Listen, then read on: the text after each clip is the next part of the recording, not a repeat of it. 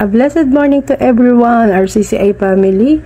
Nawa kayo po ay nasa mabuting kalagayan sa ng inyong pamilya sa Pilipinas at nawa rin po sa may mga karamdaman. Pagalingin po nawa kayo ng ating Panginoon. Ang aking pong ibabahagi ay sa Pilipos chapter 2 verse 14 to 15. Ito po ay isinulat ni Apostol Pablo at dito sa kanyang pahayag meron po siyang paalaala, reminder para sa atin na mga mareklamo. Sino po ba ang may mga reklamo sa ating buhay sa ngayon? Ako po isa number 1 doon. Dito sa sitwasyon ko sa bahay namin, marami akong reklamo.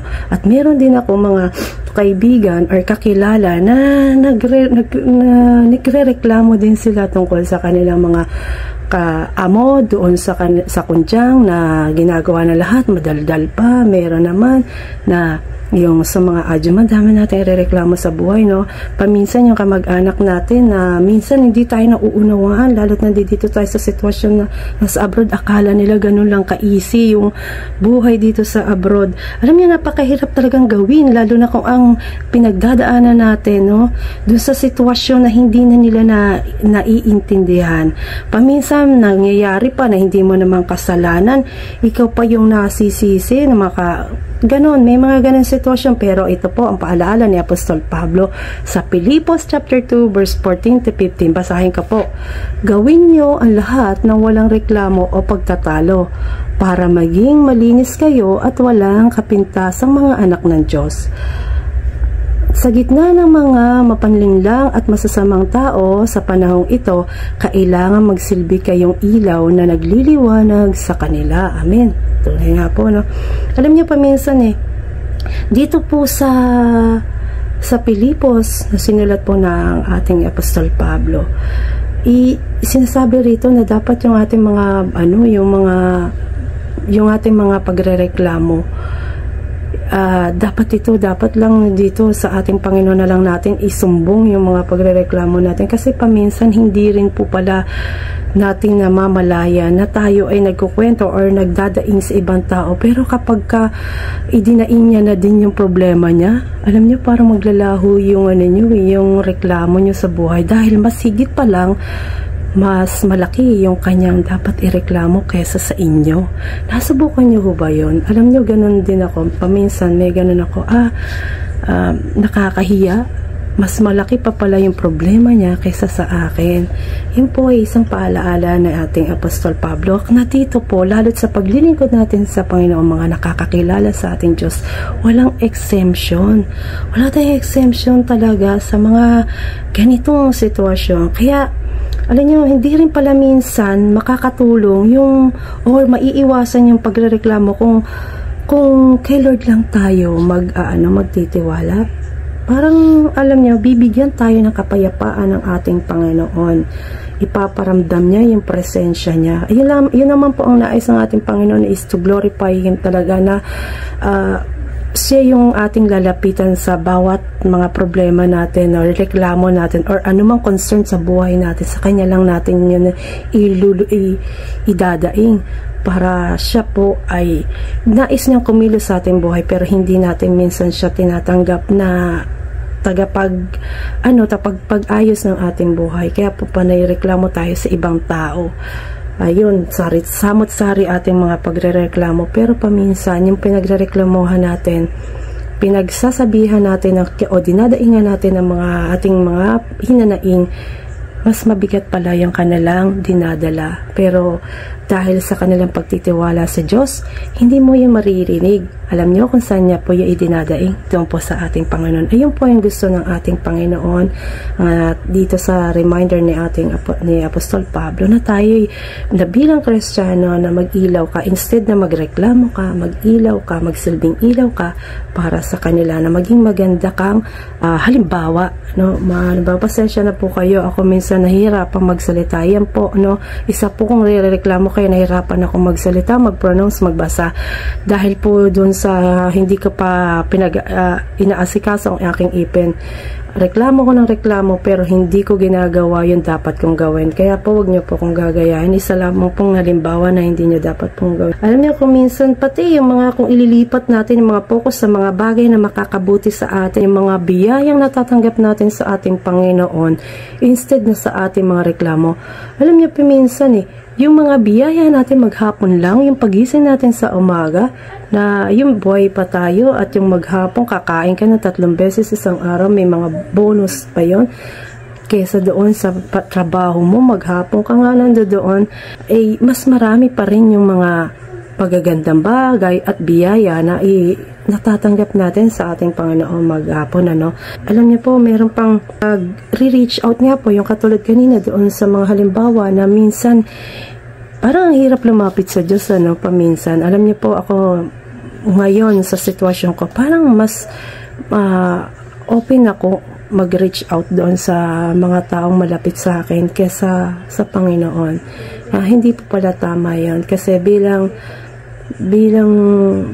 Panginoon talaga, ang nais niya siya ilapitan para po mabigyan niya tayo ng kasagutan at ibalik natin yung dapat pasasalamat sa Kanya lang, hindi doon sa tao na nag-reach out ka para bigyan ka ng payo na kung okay naman po yung payo, okay lang, pero kung hindi naman, siguro mas mabuti, nakakabuti po talaga na tayo ay magsabi sa ating Panginoon. At minsan, alam nyo, nagiging sanhi din ng ating pagrereklamo yung nadidepress na tayo.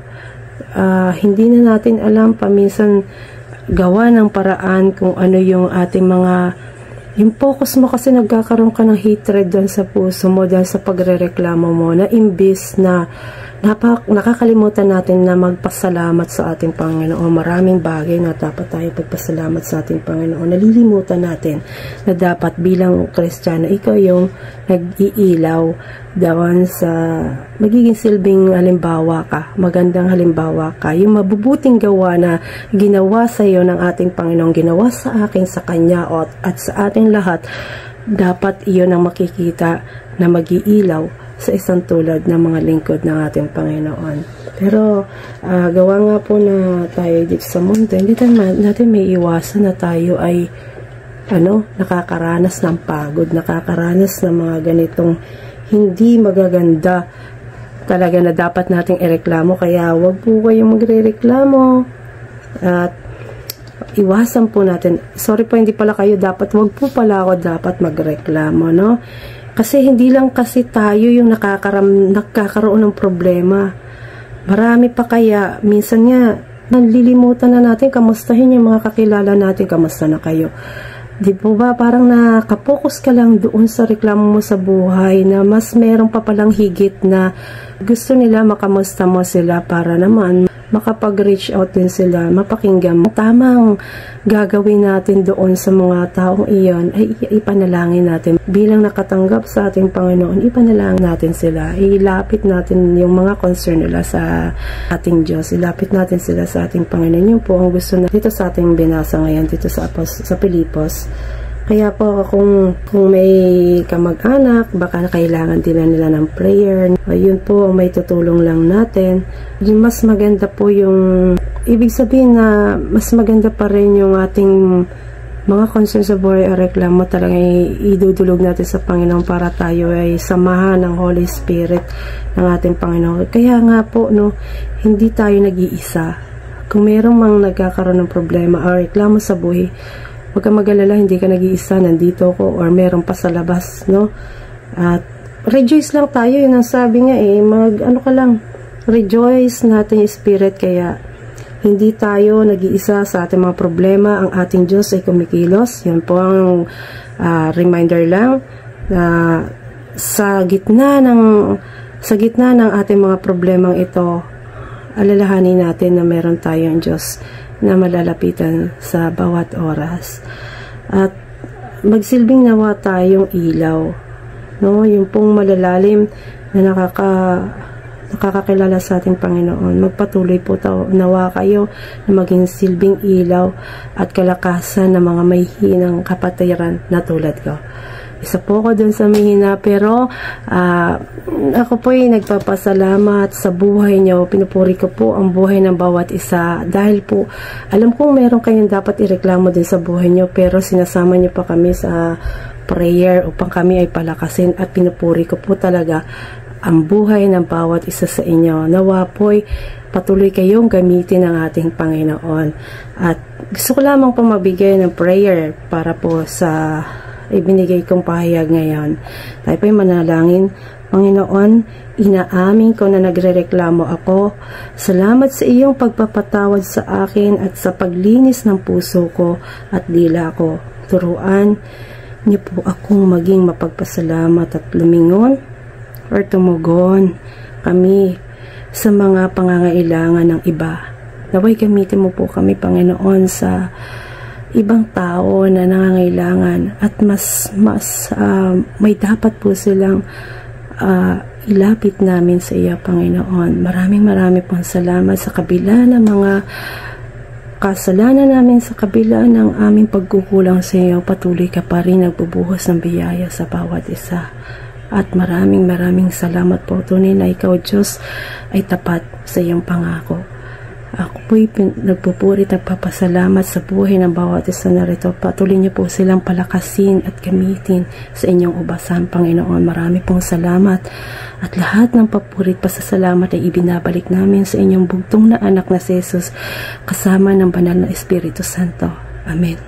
Thank you po. Make a wise choice today po. Maraming salamat. At walang magrereklamo. Bye!